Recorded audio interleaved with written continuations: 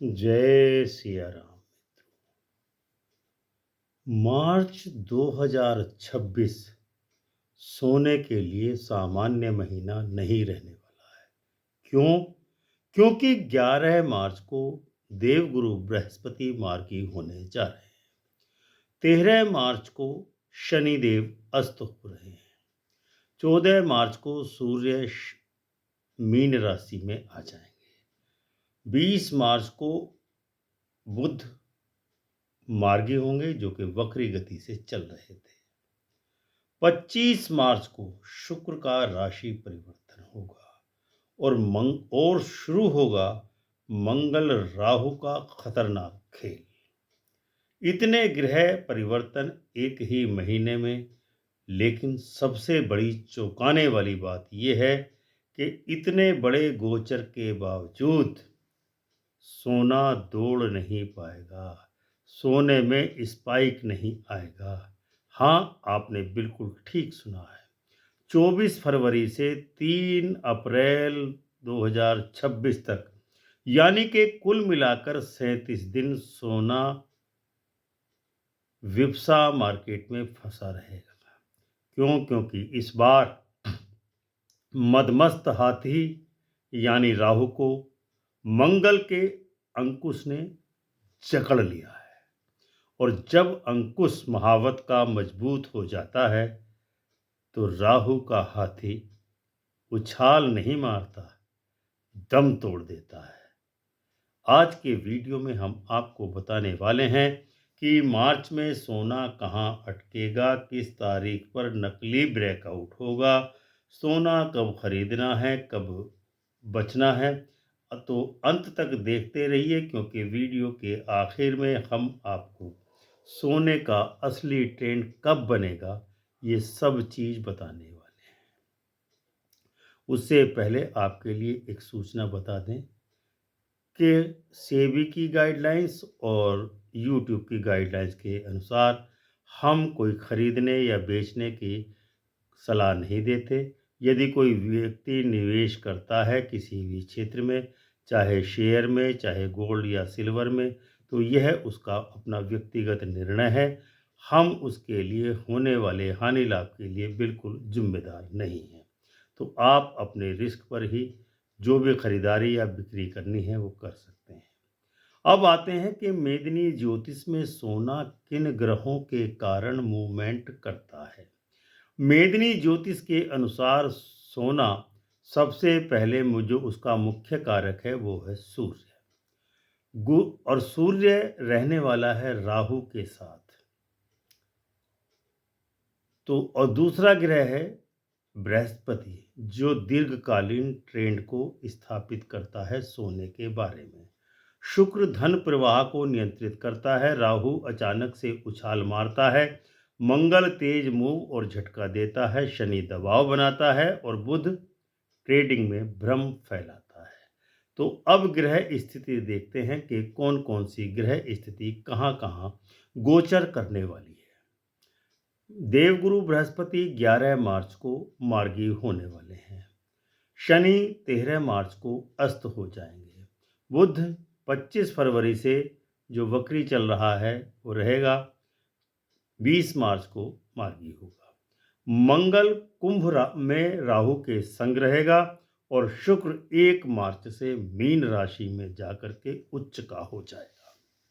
इतनी ताकतवर स्थिति ग्रहों की बनने के बावजूद भी सोने के प्राइस दौड़ नहीं लगा पाएंगे या सोने में बहुत ज़्यादा तेजी नहीं आएगी। आप ये नोट करके रख लें। मंगल प्लस राहु का अंकुश योग सोने में क्या गुल खिलाने वाला है। लाल किताब में मंगल को अंकुश या हथियार कहा गया है, शस्त्र कहा गया है, जबकि राहु को हाथी माना गया है। और हाथी जब पागल हो जाता है तो उसको कौन रोकता है। महावत के हाथ का जो अंकुश होता है वही मदमस्त हाथी को, पागल हाथी को रोक पाता है। अभी क्या हो रहा है, राहु कुंभ राशि में है, मंगल भी कुंभ राशि में है, यानी अंकुश सीधे सीधे हाथी के मस्तक पर वार कर रहा है, जिसका अर्थ ये निकलता है कि राहु की स्पाइकिंग शक्ति अब मंगल नियंत्रित करने वाला है। यानी कि मार्च के महीने में सोने में बड़ा ब्रेकआउट होने की कोई संभावना दूर दूर तक हमको नजर नहीं आती ज्योतिष के अनुसार। सिर्फ ऊपर जाएगा, नीचे जाएगा और फिर वहीं घूम जाएगा। तो यानी कि सोने का मार्केट साइडवेज रहने वाला है। 1 मार्च से 10 मार्च तक सोने के प्राइस के बारे में भ्रम का काल रहने वाला है। शुक्र तो उच्च का होगा मीन राशि में, लेकिन बुध वक्री होगा, जिसका मतलब है न्यूज तेजी की आएंगी, चार्ट उलझे हुए दिखाई देंगे। फेक ब्रेकआउट होने की पूरी पूरी संभावना है 1 से 10 मार्च के बीच में। सोना इस दौरान ऊपर जाने की कोशिश करेगा, लेकिन ऊपर किसी पॉइंट पर टिक नहीं पाएगा। 11 मार्च को देवगुरु बृहस्पति मार्गी होने वाले हैं। 11 मार्च की रात्रि को 12:13 पर देवगुरु बृहस्पति मार्गी होंगे। लोग सोचेंगे कि अब तेजी आएगी सोने में, लेकिन एक चीज याद रखें, गुरु अभी भी मिथुन राशि में हैं और सूर्य मीन राशि में हैं।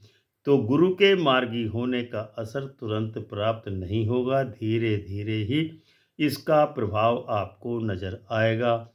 11 से 14 मार्च के बीच में फॉल्स होप यानी आशाएं बनेगी। 13 मार्च को शनिदेव अस्त हो जाएंगे। ये बहुत महत्वपूर्ण बिंदु है ज्योतिष के अनुसार। जब शनि अस्त होता है तो बाजार दिशाहीन हो जाता है।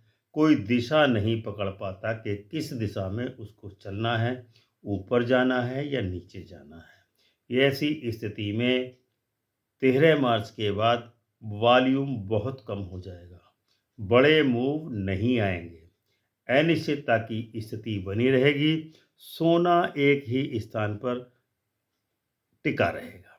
14 मार्च के बाद जब सूर्यदेव मीन राशि में आएंगे, और मीन राशि क्योंकि जल की राशि है और जल प्रवाह का कारक होता है, लेकिन राहु मंगल कुंभ में है, इसीलिए जल का प्रवाह टूट जाएगा। यानी कि जो प्राइस हाई स्पाइक होना था वो नहीं हो पाएगा।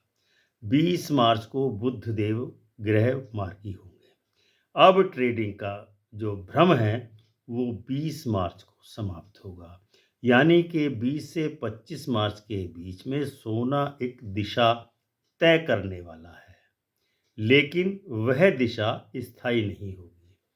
25 मार्च 2025 का दिन सोने की कीमतों के बारे में, एक बदलाव के बारे में एक बहुत बड़ा दिन साबित होने वाला है। उस दिन कौन कौन सी घटनाएं घटेंगी? 25 मार्च को शुक्र मेष राशि में जाएगा, राहु नक्षत्र परिवर्तन करेगा, केतु भी नक्षत्र परिवर्तन करेगा और शनि नक्षत्र के चरण का परिवर्तन करेगा। इसने बदलाव एक दिन में ये बतला रहे हैं कि 25 मार्च को सोने के प्राइस में बहुत ज़्यादा वॉलेटिलिटी रह सकती है, लेकिन फिर भी मंगल राहु अंकुश योग चलता रहेगा, उससे सोना बच नहीं पाएगा। इसीलिए स्पाइक तो आएगा, लेकिन वो स्पाइक टिकेगा नहीं। पूरे मार्च 2026 का जो सार बनता है वो कुछ इस प्रकार से बनता है। 24 फरवरी से 3 अप्रैल के बीच में, यानी कुल मिलाकर के 37 दिन, साइड वेज जोन बन रही है, रेंज बाउंड ट्रेडिंग मार्केट बन रही है। ना बड़ा क्रैश होगा और ना ही बहुत बड़ा ब्लास्ट होगा। इसीलिए मार्च का जो संभावित व्यवहार है वो इस प्रकार का रहने वाला है कि अचानक से 5 से 700 रुपये की तेजी होगी, फिर उतनी ही गिरावट होगी।